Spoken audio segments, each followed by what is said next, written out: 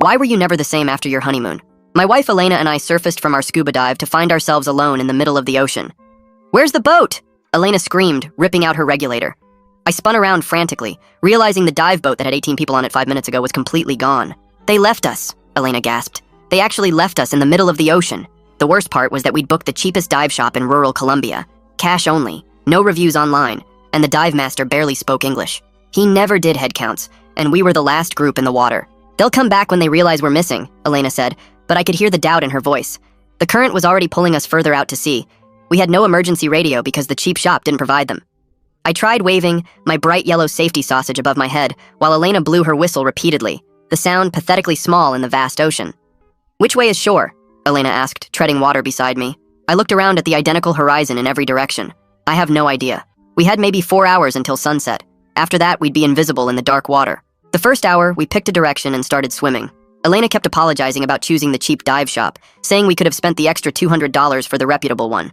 My legs started cramping after 20 minutes, sharp, stabbing pains with every kick, but I kept going. Are we even moving? Elena gasped between strokes. Everything looks exactly the same.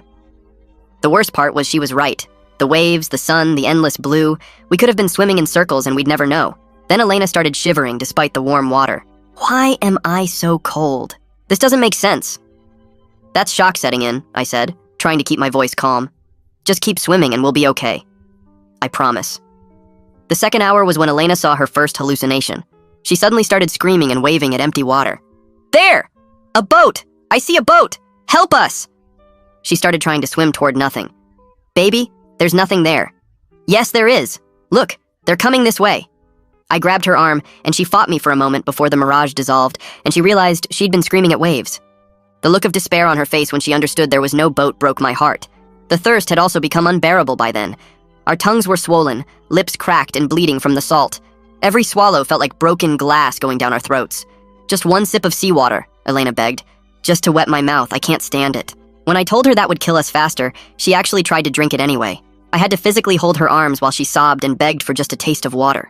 The third hour, Elena's legs stopped working. She said she couldn't feel them anymore, they were just dead weight pulling her down. I had to support her entire body while treading water, my arms screaming in agony, legs cramping so badly I was crying from the pain. That's when the jellyfish got to us. I didn't see it, but I certainly felt it. Before I knew it, a fire-like pain was erupting across my shoulder. Elena screamed as a jellyfish also caught her arm. The jellyfish swam away, but we couldn't treat the sting. We couldn't do anything except keep swimming with venom coursing through our bodies. Elena went limp after that. Her eyes rolled back, and she mumbled something about leaving her behind to save myself.